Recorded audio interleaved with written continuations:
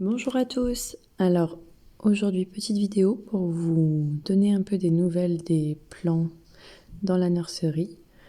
Donc là on voit que tout se développe super bien depuis la dernière fois où j'ai pu mettre du compost mûr de 1 an là. On voit regarder les racines. Elles sont bien passées par dessous là, elles sont dans la terre. Je décolle pas complètement le pot parce que sinon je vais les casser. Et elles se nourrissent là, tout se développe bien. Là, il y a la petite jungle de tomates. Donc là, on voit aussi que quasiment toutes les graines ont germé. Et on voit là, du coup, sur le pot, toutes les marques que j'avais fait sur les différentes variétés et le nombre que j'ai planté. Voilà. Donc là, ça avance pas trop mal. Et d'ailleurs, on regarde dessous.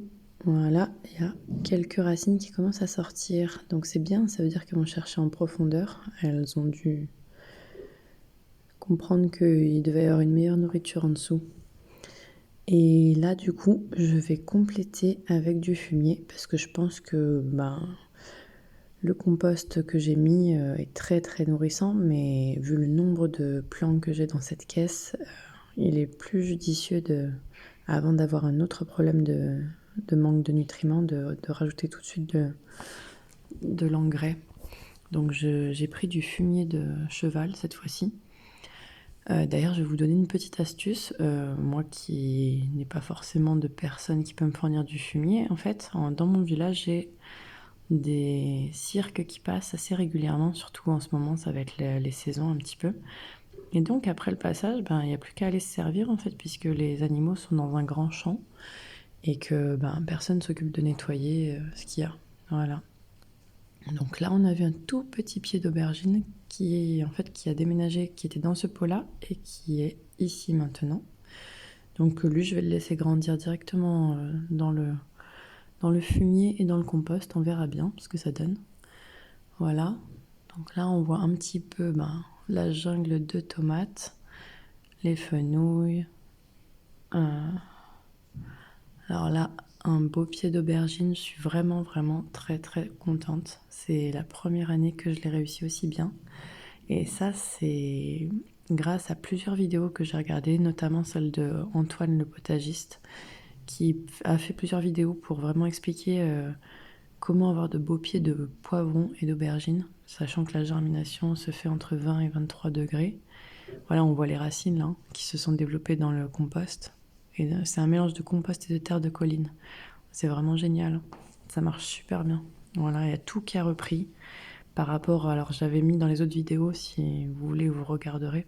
Pour ceux qui n'ont pas vu, j'ai eu alors un gros manque de phosphore en premier et ensuite un manque de nutriments. Donc j'ai eu d'abord le dessous des feuilles qui s'est mis à devenir violacé pour les 3 quarts de mes plants et ensuite les feuilles qui se sont mis à jaunir pour manque de nutriments en général. Donc là, tous mes pots, en fait, je les ai tous ouverts. Et là, on voit les racines qui commencent à descendre là. Voilà, on en voit une ou deux.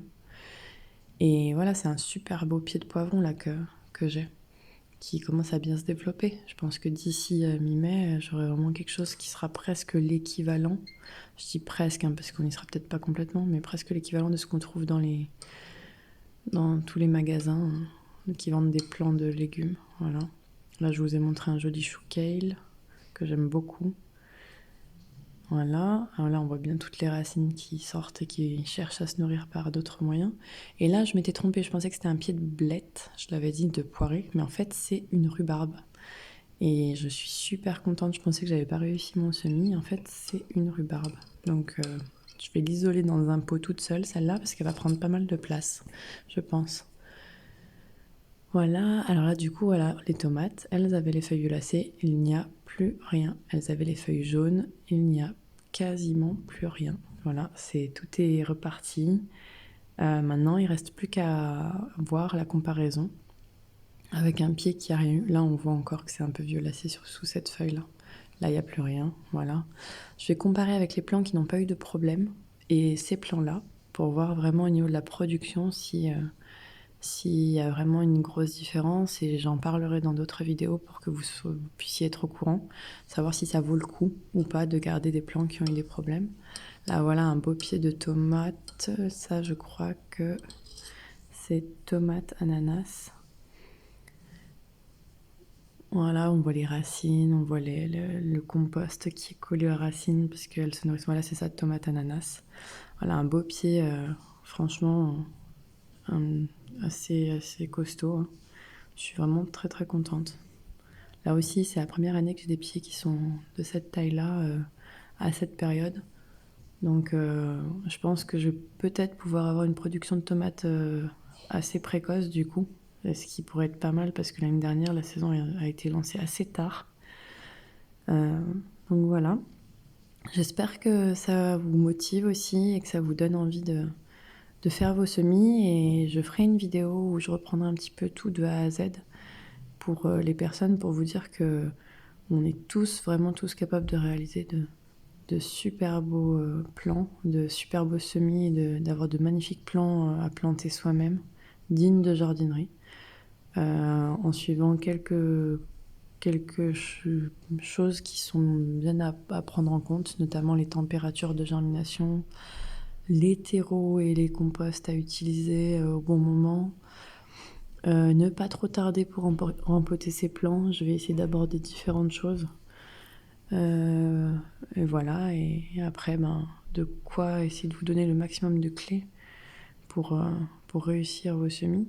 Et donc là, je vous montre un peu le fumier là. Et ce que je vais faire, c'est que je vais quasiment enlever tous les plants et rajouter du fumier dessous un peu partout pour qu'ils puissent encore continuer à bien bien se nourrir. Sachant que j'ai appris dans une vidéo de Damien de la chaîne Permaculture Agroécologie, etc., que le fumier n'est pas l'engrais le plus azoté et que en fait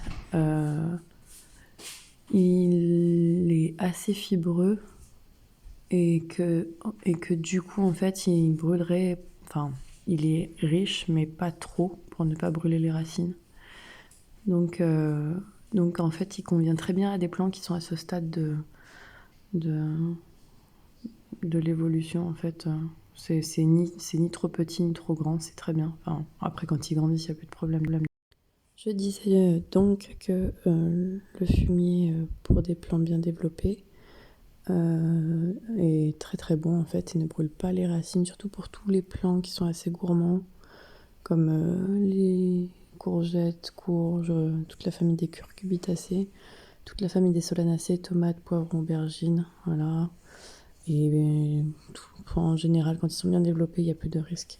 Et là, du coup, je finis sur des images du début des semis pour vous montrer un petit peu ce que vous avez vu avant et de quoi on est parti plus ou moins au tout début. Voilà. Et sur ce, ben écoutez, je vous souhaite à tous un bon moment de jardinage, bon semis pour tous ceux qui sont encore dans les semis, et bonne plantation puisqu'on y arrive petit à petit.